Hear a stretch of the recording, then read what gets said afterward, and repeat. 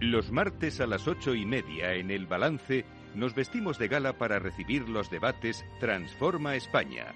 De la mano de Eduardo Serra y moderado por Federico Quevedo, todas las semanas dedicaremos un espacio a reflexionar y debatir sobre aquellos asuntos que contribuyan a transformar el futuro y hacer del nuestro un país mejor.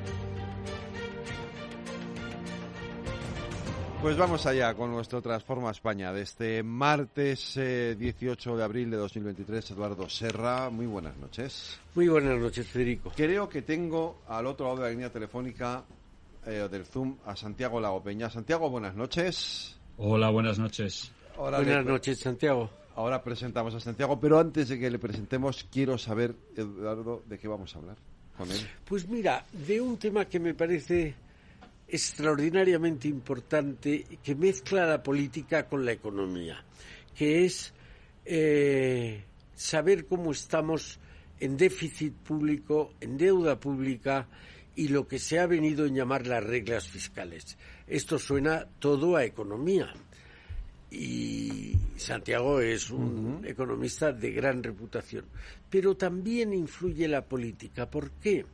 Porque el déficit público y la deuda pública son magnitudes directamente afectadas por decisiones políticas. Si se gasta un país, el sector público de un país, más de lo que puede o debe gastar, si se gasta menos, si lleva arrastrando una deuda pública grande. Para darnos una idea de la importancia que tiene, hay que acordarse que la crisis fantástica de lo que se llamó la prima de riesgo que sufrimos es consecuencia de tener una deuda pública más alta de lo debido. Entonces, las naciones, en aquel entonces se altaba que teníamos 500 y pico puntos o 600 puntos más altos, puntos básicos más altos que otros países cuando se trataba de pedir dinero. Se trataba de pedir dinero por los países o por las empresas del país en cuestión. Es decir, que si a un alemán devolver un crédito le costaba el 4% anual, a nosotros nos costaba el 10%. Eso tú pones, comparado el Deutsche Bank con el Banco Santander, sí, estaba en una mala situación. Bueno, pues esta tiene esa primera connotación política, pero hay una segunda, más todavía más, yo iba a decir rebuscada, pero no es la palabra, más intrincada, que es que esas reglas fiscales las va a dar la Unión Europea. Mejor dicho, las quiso dar, pero luego la pandemia y otras cosas las han pospuesto. Pero quiere decir que se van a volver a aplicar. Entonces, vamos a ver hasta qué punto las reglas fiscales de la Unión Europea son capaces de obligar a los Estados miembros. Para un país como España o Francia o Alemania, el tener una buena deuda pública y tener poco déficit quiere decir que te pueden prestar. Pero España, como ahora veremos en el programa de hoy, tiene tanto un déficit público como una deuda pública extraordinariamente elevados. Eso nos va a quitar margen de maniobra para el futuro. Eso nos va a hacer poder gastar menos dinero en necesidades propias, porque vamos a tener que pagar más por lo que se llama el servicio de la deuda, los intereses y la devolución del principal. Es decir, que vamos a hablar de un tema donde la política, que sabemos todos que tiene algo de irrealidad, y la economía, que sabemos todos que es pura realidad, pues van a confrontarse, ¿no? Pues de esto efectivamente vamos a hablar, lo vamos a hacer con Santiago Lagopeñas, que es profesor de la Universidad de Vigo. No es la primera vez que está en este programa, ya ha estado alguna que otra vez, es researcher de Funcases y director también del Foro Económico de Galicia. Santiago, una primera reflexión sobre esto que ha comentado Eduardo. Bueno, estamos en un momento raro en las cuentas públicas Nunca hemos tenido una deuda tan elevada como la actual. El déficit ha estado también a niveles altísimos en el pasado, pero en su conjunto los desequilibrios fiscales son muy notables, pero vivimos con tranquilidad. Esta es la realidad.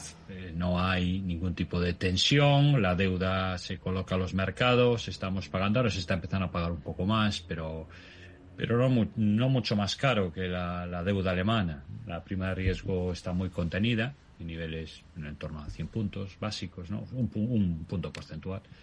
Y por tanto estamos en un momento de desequilibrio, pero al mismo tiempo de comodidad y tranquilidad. Y esto es así porque las reglas fiscales están suspendidas, tanto no hay que cumplir con unos objetivos concretos, ¿no? Hay unas directrices que son pues fáciles de cumplir y por tanto pues que no son un gran obstáculo para los gobiernos y en ese sentido pues es una situación artificial. Es una situación artificial, ¿no? Emitimos la deuda que queremos, nos financiamos sin problema y el déficit no es un reto mayor. Pero todo esto va a cambiar. Todo esto va a cambiar porque ahora estamos renegociando las reglas fiscales. No van a ser las mismas que las que regían antes de la pandemia, van a ser diferentes. Aún no sabemos cuánto diferentes respecto a las anteriores. Y lo más probable es que entren en vigor ya en el año 24. Estamos discutiendo y la idea era alcanzar un acuerdo antes del verano y me parece que va a ser difícil. A lo mejor tenemos que utilizar algunos meses más, fundamentalmente porque Alemania pues ha entrado en el debate a fondo y ha planteado que lo que se estaba consensuando, que parecía que era una visión ampliamente compartida, unas reglas fiscales más flexibles, adaptadas a la situación de los estados, pues que eso no vale, que hay que pensar en un marco más parecido al anterior. Por tanto, el debate sigue muy abierto y en los próximos meses sabremos, ¿no? Pero es una cierta paradoja, ¿no? Para el que desde fuera, sin un gran conocimiento en economía pública, escucha que tenemos deuda pública por encima de 110 puntos del PIB entre las 5 o 6 economías de la Unión Europea 27 más, con un ratio más elevado,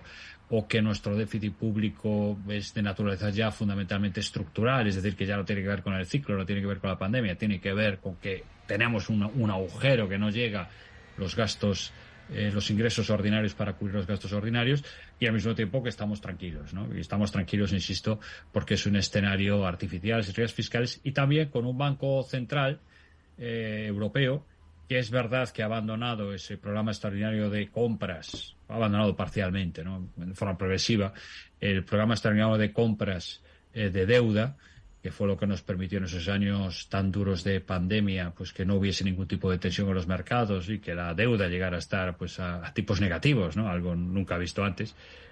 Bueno, ahora tenemos un mecanismo que se le parece y que en estos momentos también nos está amparando, ¿no? Por tanto, insisto, un escenario artificial, pero en el 24 vamos a volver a la realidad, y una realidad en la que nuestros parámetros fiscales son peores, objetivamente hablando, que los que teníamos, pues por ejemplo, en el año 10, o en el año 11, o en el año 12. Uh-huh.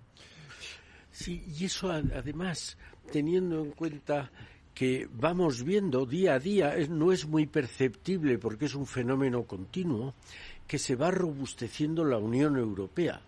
Que antes la Unión Europea, todo el mundo era, especialmente en España, pero todos los países europeos estábamos encantados de estar en la Unión Europea. La Unión Europea te ha propiciado, acaba de decir Santiago, ha propiciado protección en muchas circunstancias, pero la Unión Europea se está dando cuenta cómo va bajando la posición de Europa en el mundo.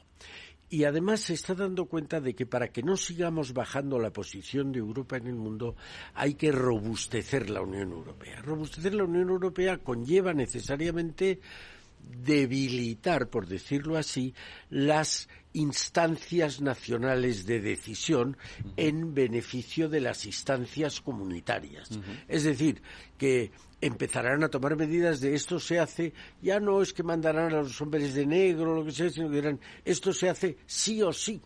Y entonces creo que no es descabellado pensar que haya países que digan, pues en esas circunstancias casi es mejor irse de la Unión Europea, pero es que fuera de la Unión Europea, hace como más está frío, experimentando el Reino Unido, cada vez hace más frío, porque si Europa está perdiendo peso en relación sobre todo con Estados Unidos, pero vamos viendo cómo va subiendo, sigue subiendo China, y entre medias la Unión Europea, pues no sabemos si se va a quedar como un parque de atracciones o como un museo de obras de arte, o si acaso como regulador, pero como competidor de estos países en los que son nuevas empresas, nuevas tecnologías, cada vez estamos peor. Entonces, a lo mejor empezamos a ver otra cara que no habíamos visto de la Unión Europea, que no es la Unión Europea de los fondos Next Generation, es la Unión Europea del ceño fruncido que te está diciendo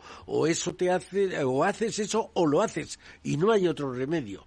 Y eso que va a haber que hacer es que países como el nuestro y en general los del sur de Europa, es tremendo ver cómo el mapa de Europa se corta de este a oeste por una raya y abajo están los países, llamemos, perezosos, que gastan más de lo que ganan, y al norte están los más diligentes, los países nórdicos, Alemania, Dinamarca, sí. Y vamos a ver que vamos a perder capacidad de decisión. Y con otra cosa, lo ha dicho Santiago, hasta ahora hemos pasado una época insólita de tipos de interés negativos, es decir, que si necesitabas dinero te lo daban y encima te pagaban. Oiga, ahora ya estamos volviendo a la situación, por llamarlo de normalidad, de que si tú pides dinero tienes que pagar. ¿Y por qué digo esto? Porque la deuda enorme que tenemos, ese 120%, 125% del PIB, pues ahora el interés era casi cero. Pero veremos dónde van. Los tipos de interés están más o menos en el 3%, veremos dónde van. No sé qué piensa Santiago de esto, pero me parece que esa situación se termina y quiere decir que el panorama todavía va a ser más duro. Santiago. Sí, sin ninguna duda. El escenario tiende a empeorar, porque es verdad que en España hemos gestionado bien la deuda pública en el sentido de que hemos ido emitiendo deuda a plazo largo y a precio bajo. Es como si tú te endeudas pues a 15 años pues al 1%. Bueno, pues ese crédito es un crédito muy bueno durante mucho tiempo, que no tienes que renovar hasta dentro de 15 años. Bueno, hemos hecho esto en la deuda y esto nos permite que aunque los tipos estén subiendo y efectivamente pues ya a 12 meses estamos en el entorno del 3%, ya algo por encima, pero es cierto que no tenemos que renovar toda la deuda el año que viene. Por tanto, este incremento en el precio de la deuda, en los intereses que pagamos por la deuda, se va a ir incorporado de forma progresiva. Una buena parte de la deuda pues es a 5 años, a 7 años, a 10 años, y por tanto, esa no, hasta que la renovemos no subirá de precio. Entonces esto es positivo, esto nos da un poco más de margen, esto es bueno. Y también en positivo hay que pensar que yo creo que al final Alemania va a presionar mucho, pero estoy convencido de que va a haber una adaptación de los ritmos de ajuste fiscal a la situación de partida de cada uno. No le podemos pedir a todos los países que vuelvan, pues pongamos, en 10 años al 60% de deuda si tu punto de partida es 65, que si tu punto de partida, pues como el de Francia, que está por encima del 130% del PIB, que aún está por encima de nuestro ratio, ¿no? Por tanto, yo creo que esto se va a adaptar. Y es verdad que se ha aprendido algo y sabemos que unas consolidaciones fiscales muy exigentes, muy duras, que generen recesión, pues es una medicina dolorosa y a veces poco eficaz, ¿no? Por lo tanto, yo creo que hay elementos a nuestro favor, que, insisto, la deuda no se va a renovar toda de golpe, sino que tenemos un margen y esto va a hacer que se vayan creciendo poco a poco, que el Banco Central Europeo tiene herramientas para ayudar a los gobiernos que hacen sus deberes y que necesitan algún tipo de apoyo, y que las reglas fiscales no van a ser tan estrictas. Pero la clave va a estar en que efectivamente hagamos los deberes.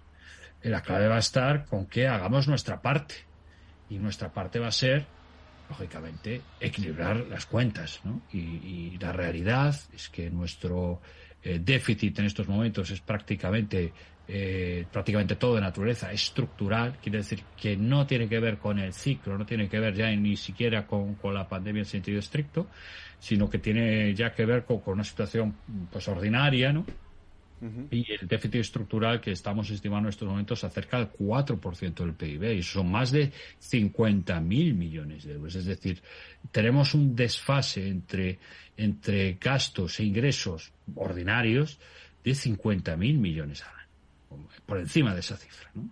Entonces, claro, esto es excesivo. Esto es una cifra que está entre las más grandes de la Unión Europea 27. Somos de los 2-3 países que tenemos un déficit estructural más grande, ¿no?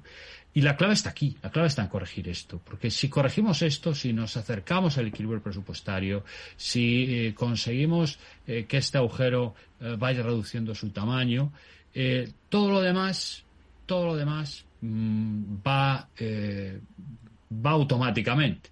Es decir, vamos a tener el apoyo de Bruselas, vamos a tener el apoyo de Frankfurt, y además los ratios de deuda pues van a tender a caer, ¿eh? Van a ir reduciéndose porque afortunadamente la deuda pública, la deuda del sector público no es relevante en términos absolutos, sino en términos de PIB, en términos de lo que produce un país a lo largo del año, ¿no? Por tanto, cuanto más grande va siendo tu PIB, una misma deuda pues va siendo un problema más pequeñito.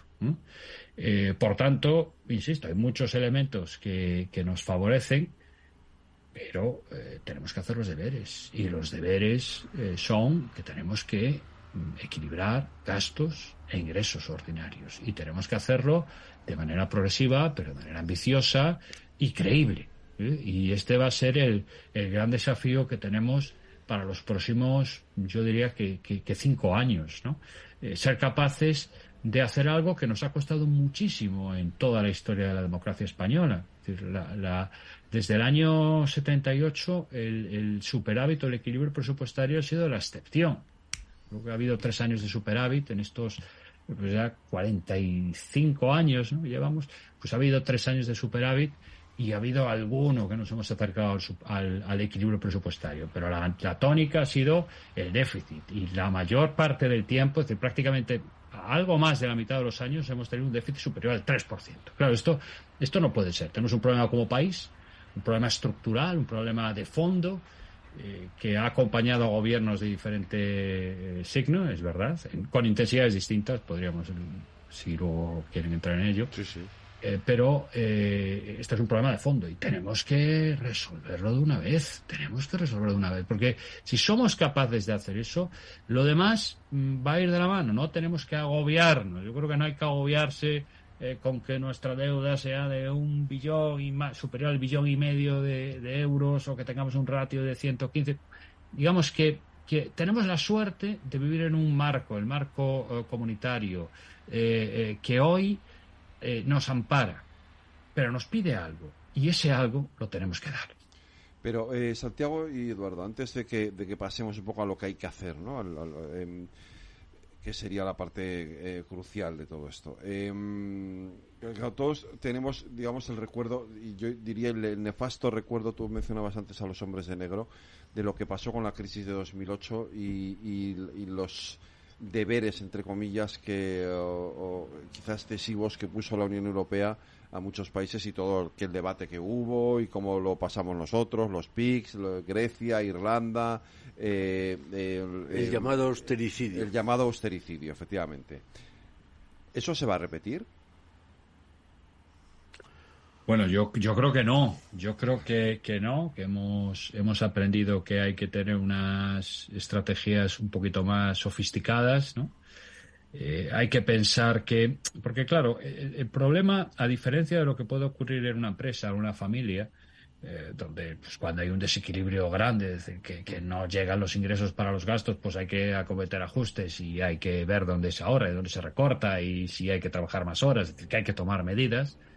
En el caso del público, lo público es tan grande que las decisiones que se toman en lo público acaban afectando al conjunto de la economía. Entonces puede ocurrir que tú hagas recortes para ajustar y eso acabe generando una contracción económica que acaba afectando a la recaudación y por tanto acabas en una situación peor que la situación de partida. Es decir, digamos que el sector público es un agente que por su tamaño es un agente sistémico y por tanto en las consolidaciones fiscales esto hay que tenerlo en cuenta. Por consiguiente hay que buscar el ritmo ideal, que es un ritmo que sea ambicioso, pero al mismo tiempo que su dimensión no dañe al conjunto de la economía. Aquí está la clave, ¿no? Yo creo que en esto hemos aprendido, las experiencias tras la gran recesión no fueron buenas, hemos aprendido, pero claro, no podemos pensar que esto suponga carta blanca. El mundo artificial en el que hemos vivido estos 3 años, desde el arranque de la pandemia, es un mundo artificial con final. Y ahora ya estamos entrando en la fase siguiente. En la fase siguiente vamos a tener, nos van a poner deberes y vamos a tener que cumplir con esos deberes. Y si no cumplimos con esos deberes, todo ese marco no nos va a amparar. Porque lo que está diciendo Bruselas, lo que está diciendo Frankfurt es, oiga, este marco que estamos diseñando, que es un marco más sofisticado y que, en fin, no va a exigir lo imposible, pero va a exigir. Y el que no cumpla con lo posible, entonces se va a quedar fuera de nuestro paraguas. Y entonces sí que podríamos volver a repetir una situación con primas de riesgo disparadas y con problemas de fondo como los que tuvimos nosotros y más otros países hace 10 años, ¿no?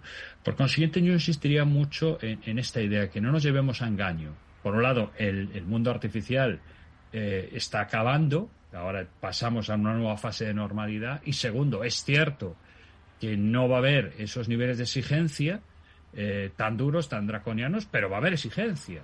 Y esa exigencia va a haber que cumplirla. Yo, si me permitís, daría un paso más. Es decir, es que a veces lo planteamos solo en términos de cumplir con lo que nos dicen desde fuera. Yo creo que, bueno, hay que ser un poco más, en fin, un poco más proactivos y al mismo tiempo darse cuenta de que en realidad la estabilidad fiscal es un bien para nosotros mismos. Es decir, para el país es bueno. Para el país es bueno tener unas finanzas públicas saneadas, tener un equilibrio presupuestario. Es bueno. ¿Por qué? Pues primero, porque nos hace soberanos. Bueno, con todo lo soberano que se puede ser un país hoy, ¿no? Un país como España hoy en el mundo. Pero ganamos soberanía, no tienen que estar amparándonos, ayudándonos, protegiendo, no, oiga, miren, nosotros somos serios, nos financiamos, tenemos POD, vamos a Bruselas no como, gente que necesita apoyo, sino gente que tiene un criterio, que puede apoyar también, etcétera.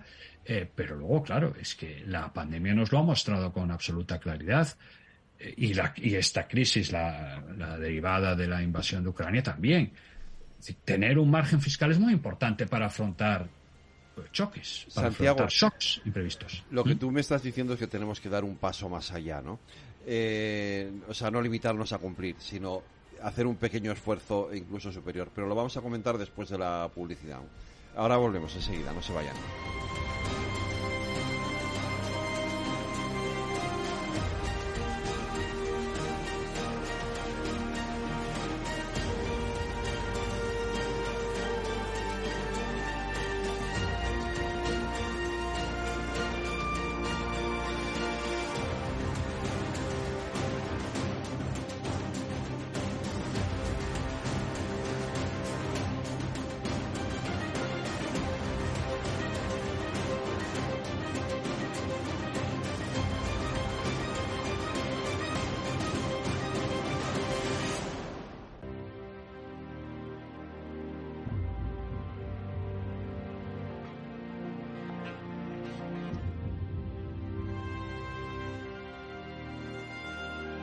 Sería...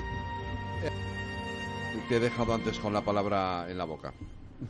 Sí, no sé si me deja a mí o a... y a Santiago también, Santiago. Pero tú querías decir algo. Yo quería decir, todo lo que ha dicho Santiago, naturalmente, es verdad. Pero me preocupa más en la distinción que hacían los filósofos de principios del siglo pasado.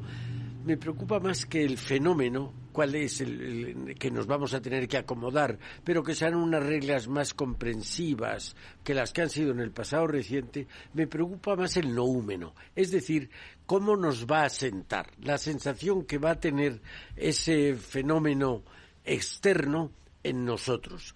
Nosotros, también lo ha dicho Santiago, llevamos muchísimos años mal acostumbrándonos, gastando más de lo que ganamos. Y eso va a hacer que nos van a decir que no podemos seguir gastando tanto y que tenemos que empezar, esperemos que en cuantías moderadas, a devolver lo que debemos. Es decir, que en vez de seguir teniendo déficit cada año, habrá que ir disminuyendo los déficits y al mismo tiempo disminuyendo la deuda, con lo cual es una doble disminución. Si no tuviéramos ya a partir de ese momento, lo cual se piensa que es irrealizable e imposible, ir siempre al déficit cero, no rebajaríamos la deuda. Y de lo que estamos hablando es de ir rebajando poco a poco el déficit y la deuda. Uh-huh. Con lo cual, en el lenguaje vulgar lo que tenemos que hacer es apretarnos el cinturón, es decir, darnos un baño de realismo. Y en ese sentido es en el que creo que es buenísimo en un programa como este de decirle a la gente, oiga, que vienen tiempos donde hay que apretarse el cinturón, donde vamos a tener que hacer cosas que antes no hacíamos, o que no hacíamos y hay que hacerlas ahora, ¿vale? Uh-huh. Santiago. No, muy de acuerdo con esto, ¿no? Y lo que antes marcaba es que ya no solo debemos hacer las cosas porque nos obliguen, sino por convencimiento de que es bueno para el país, es bueno para nosotros hacer esto, ¿no? Tener unas cuentas públicas pues saneadas, ¿no? Yo creo que esto es una idea en la que hay que incidir, ¿no?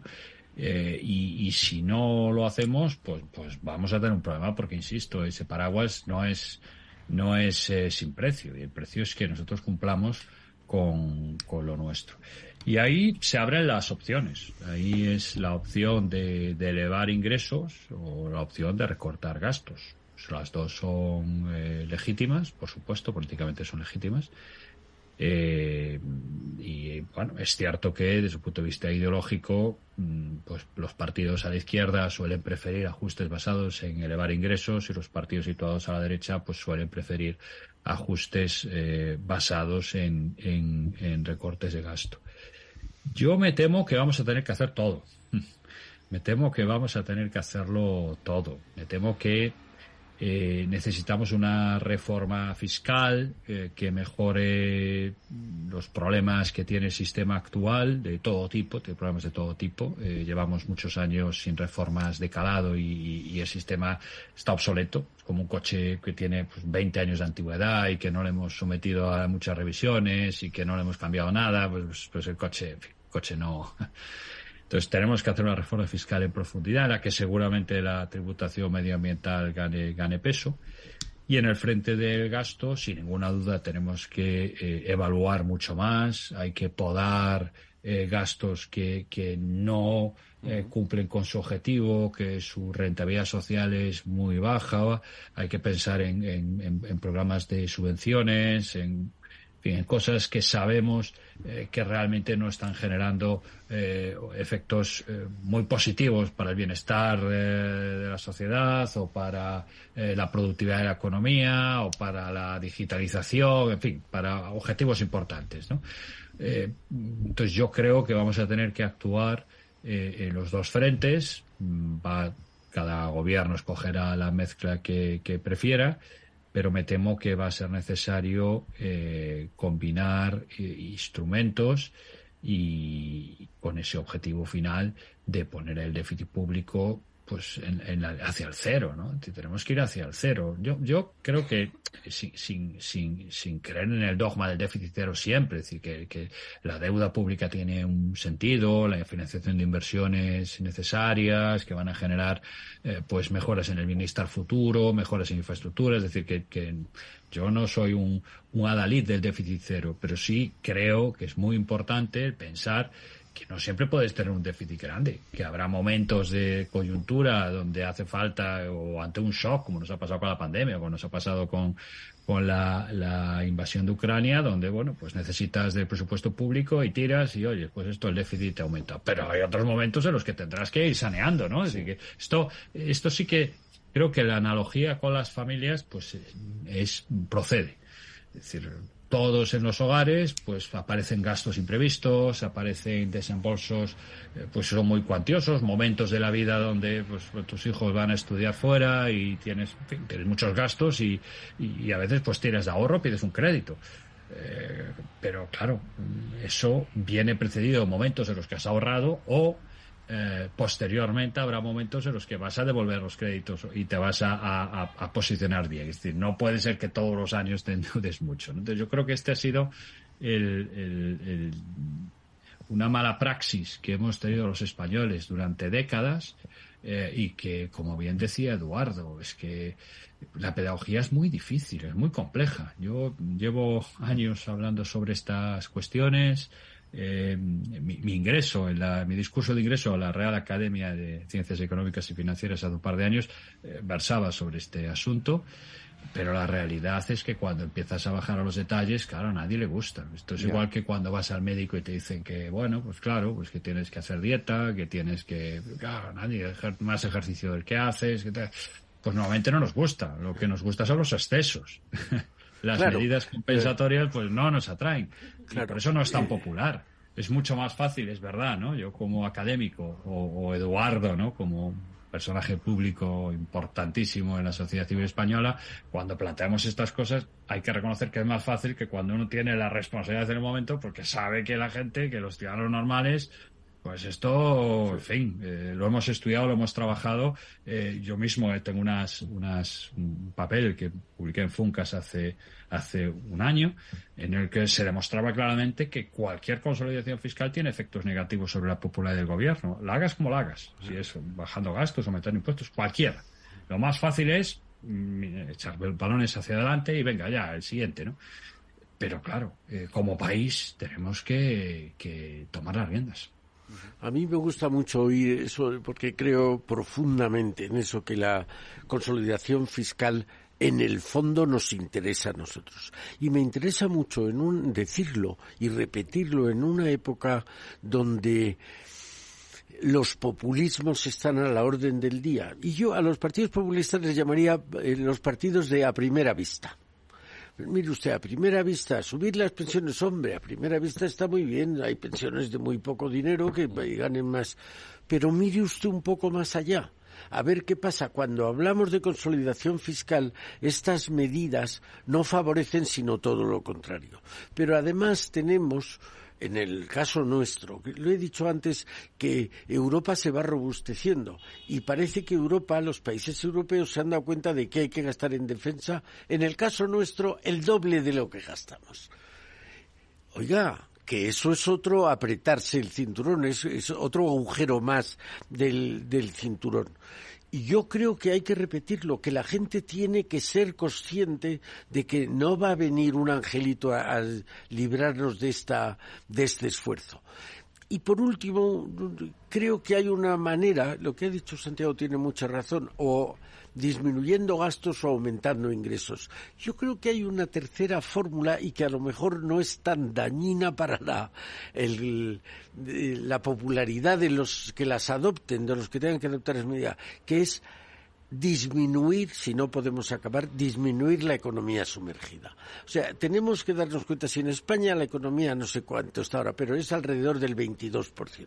Si tenemos una economía del 22%, quiere decir que el 22% del dinero que se produce en España no paga impuestos. Luego eso quiere decir que los impuestos que se pagan no los paga el 100%, los paga solo el 78% de la gente. Y si el 78% tiene que pagar lo que tendría que pagar el 100%, hay más presión fiscal de la necesaria. Yo creo que entre esas reformas estructurales que decía Santiago, que ya hay que hacer, son inexcusables y cada vez van siendo más urgentes, aunque no sea más que por no crecer la deuda pública, está hay que arreglar de una vez esto de que haya unos que paguen literalmente justos por pecadores. Oiga, que pague más el que más tenga, desde luego, pero que el que tenga pague en cualquier caso.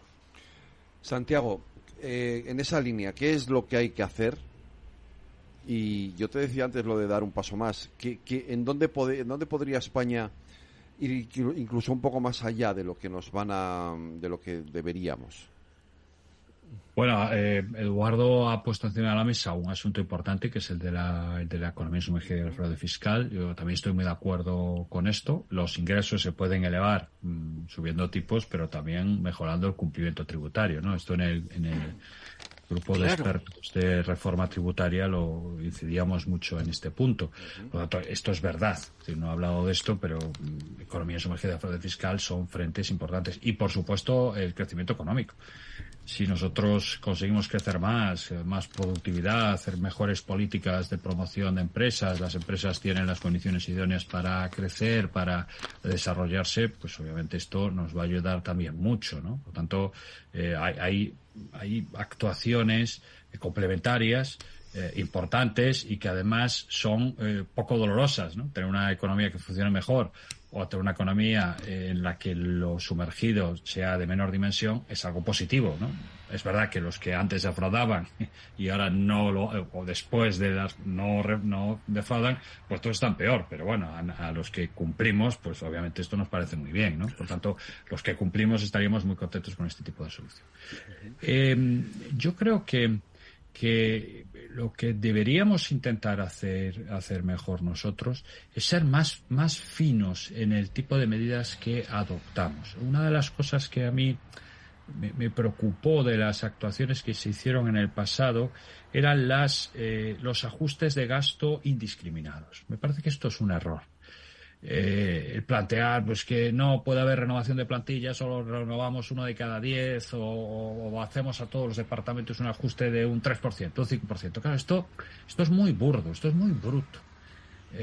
Porque, claro, puede ocurrir que haya departamentos en los que no podemos y no debemos hacer esos ajustes y en cambio otros en los que podemos hacer ajustes mucho más grandes, ¿no? Es decir, que hay que ser mucho más finos, ¿no? Tenemos que ser más cirujanos y menos carniceros, más cirujanos, más ir al detalle, ¿no? Porque si no, nos puede pasar lo que estamos viendo ahora.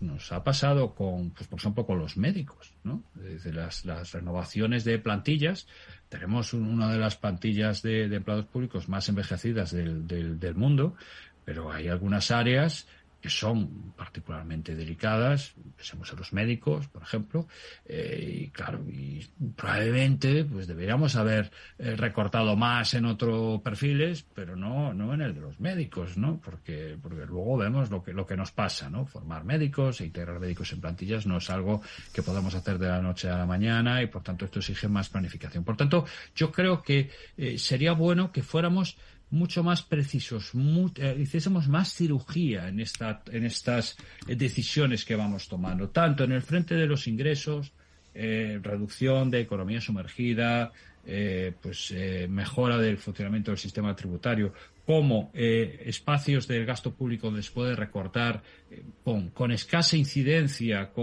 porque si no, al final, si vamos a golpes rápidos, a improvisar, ¿no? A crear impuestos sin meditarlos bien, o a subir impuestos sin meditar qué estamos haciendo, o hacemos recortes de gasto indiscriminados, pues claro, esto luego tiene efectos secundarios muy negativos, ¿no? Sí. Por tanto, no solo es cuánto ajusto, sino cómo ajusto. Y yo creo que en ese cómo ajusto tenemos que ser más precisos y tenemos que hacerlo mejor que lo hicimos hace 10 o 12 años. Me gusta mucho y me gustaría subrayar lo que acaba de decir Santiago en tres cuestiones. La primera, en el trato que se le da a las empresas. Oiga, subir impuestos duele a la gente, sí, claro. Bajar los gastos duele a la gente, pero hacer que funcionen mejor las empresas, eso casi es gratis. Lo he contado alguna vez, en el Círculo de Empresarios hace como 5 años hicimos un estudio sobre qué se explicaba a los niños de primaria o de bachillerato sobre el empresario. Y eran cosas terribles, eran casi insultos directos. El empresario es un ser insociable, depredador. Bueno, a alguien del gobierno les ha llamado despiadados. Algunos, es decir, hay una frase... Capitalistas despiadados. Hay una frase que me gusta repetir, que la decía Churchill del Partido Laborista, decía, hay algunos que consideran que la empresa es un tigre al que hay que abatir. otros que consideran que la empresa es la vaca a la que hay que ordeñar. Y solo unos pocos se dan cuenta que la vaca es el caballo que tira del carro de todos. Entonces, yo creo que eso es gratis. Explique usted la verdad, que lo que es un empresario, que lo que es la creación de riqueza. Santiago ha dicho, cuanto más riqueza se cree, ahora tenemos una riqueza de 1 billón y la deuda es de 100, pues tenemos un 10% de deuda. Pero si mañana crecemos y en vez de 1 billón somos 2 billones y la deuda sigue igual, tenemos solamente un 5%. Hemos bajado a la mitad la deuda solo porque ha crecido el PIB.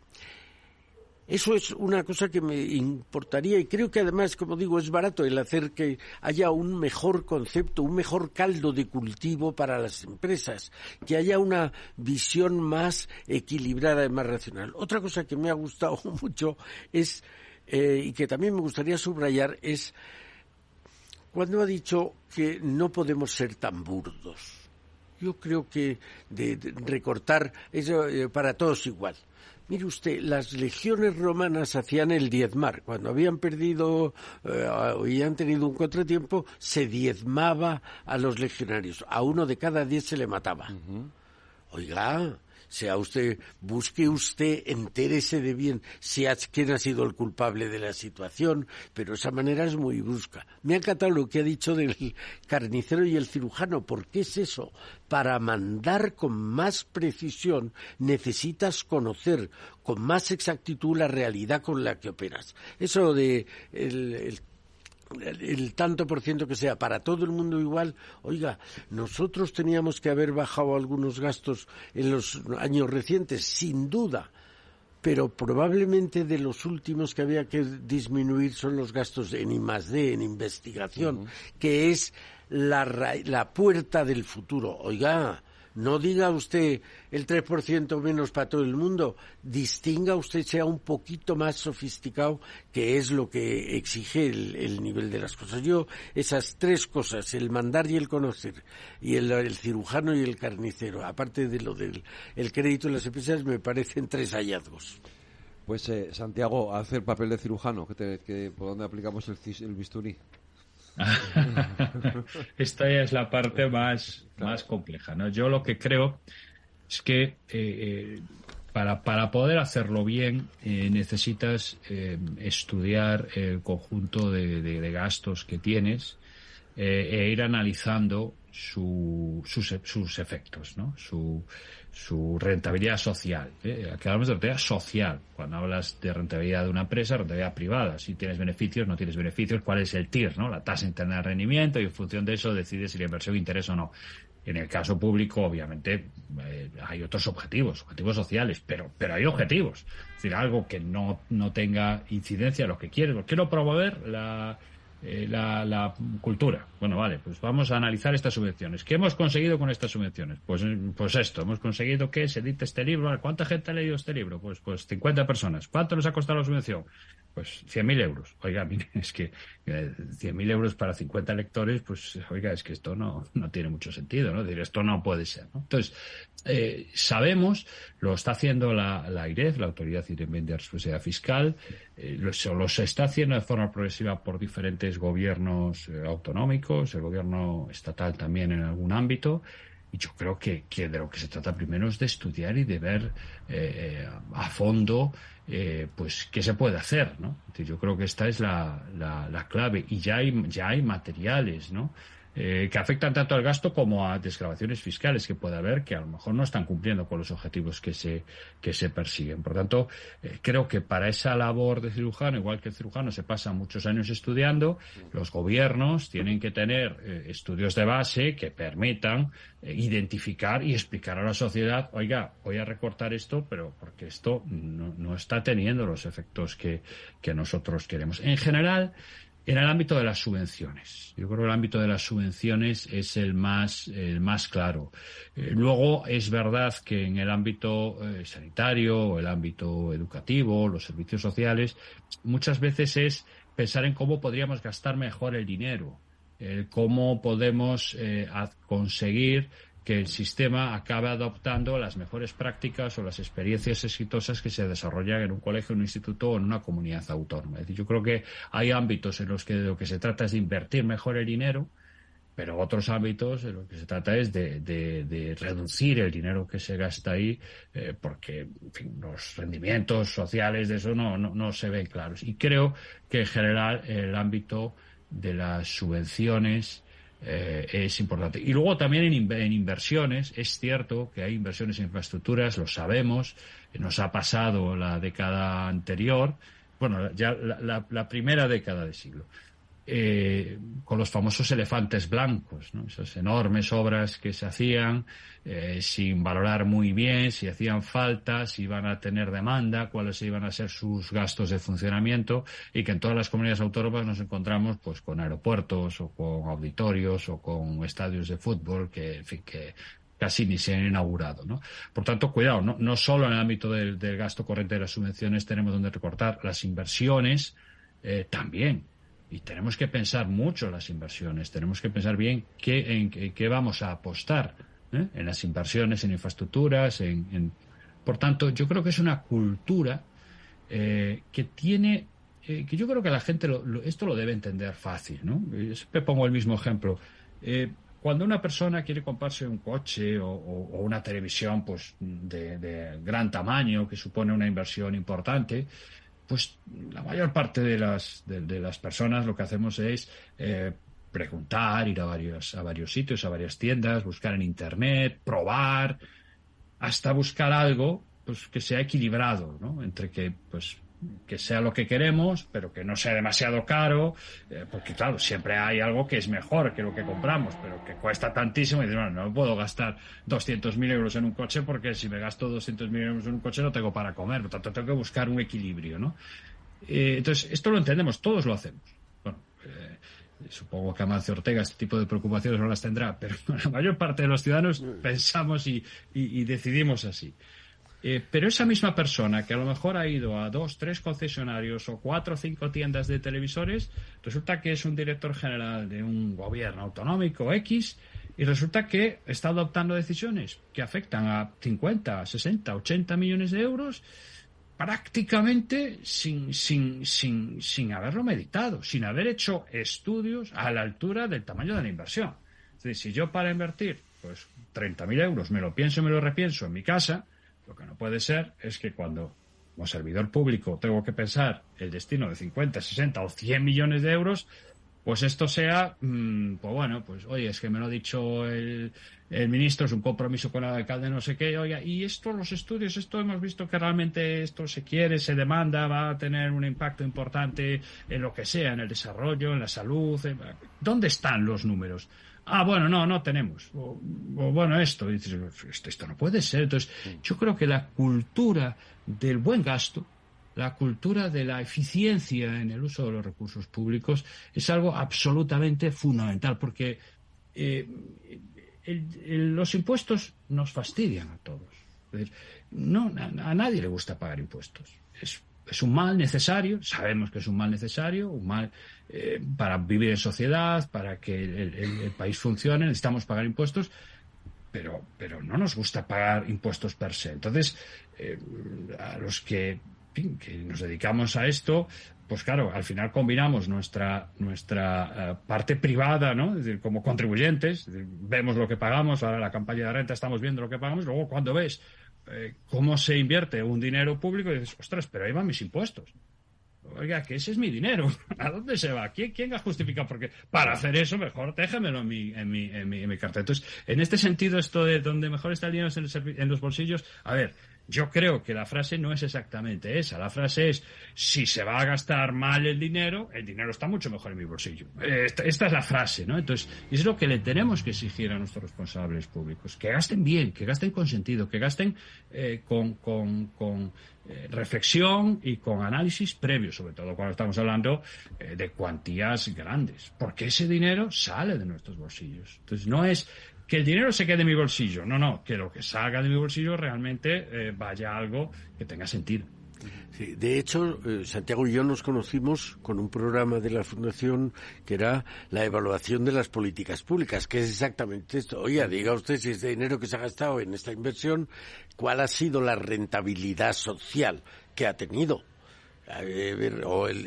Los casos que he dicho son muy visibles. Un aeropuerto que no se utiliza, hemos tirado el dinero. Yo recuerdo algunos, sí. Entonces, yo creo que y hay algo, lo ha pergeñado también Santiago, pero hay algo que me parece que también debería subrayarse, que es hacer pedagogía.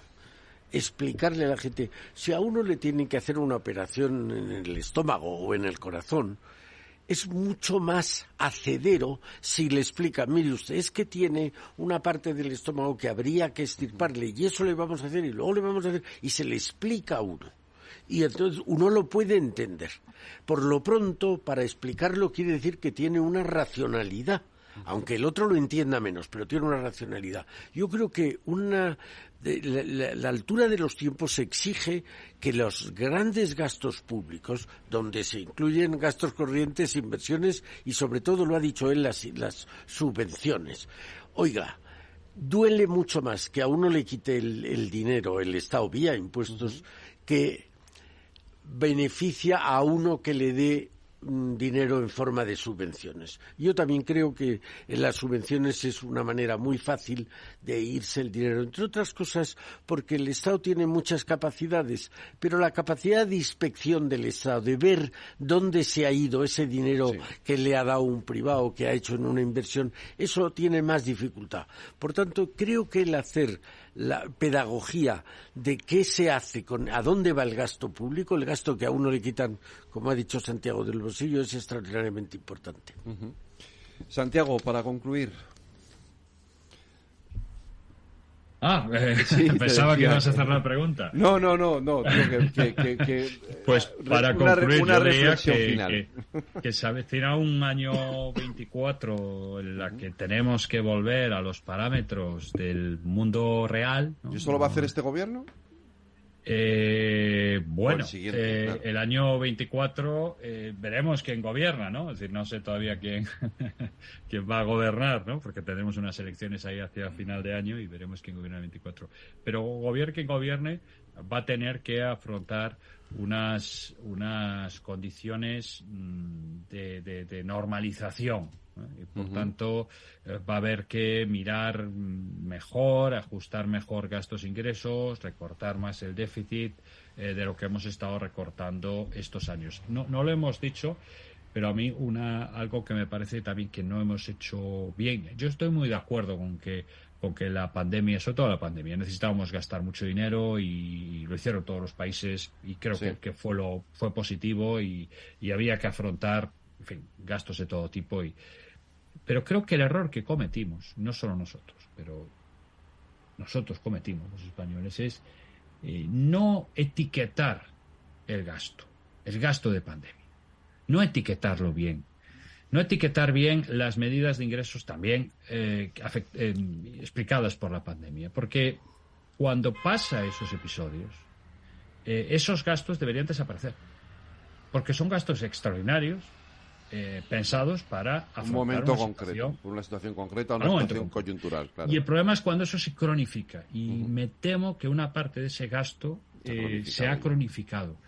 Y esto no es bueno. Esto no es bueno porque es evidente que si tenemos más recursos, gastamos más recursos. Pero la cuestión está en si realmente nos hace falta gastar esos recursos o podemos dar marcha atrás. A mí esta parte me preocupa y creo que, aunque no lo hemos dicho, me parece que una parte del ajuste también va a ser ir hacia atrás, buscar ese gasto cronificado y podar.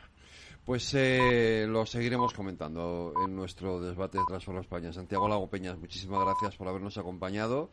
Un abrazo, cuídate. Gracias a vosotros. Y Eduardo, te espero la semana que viene.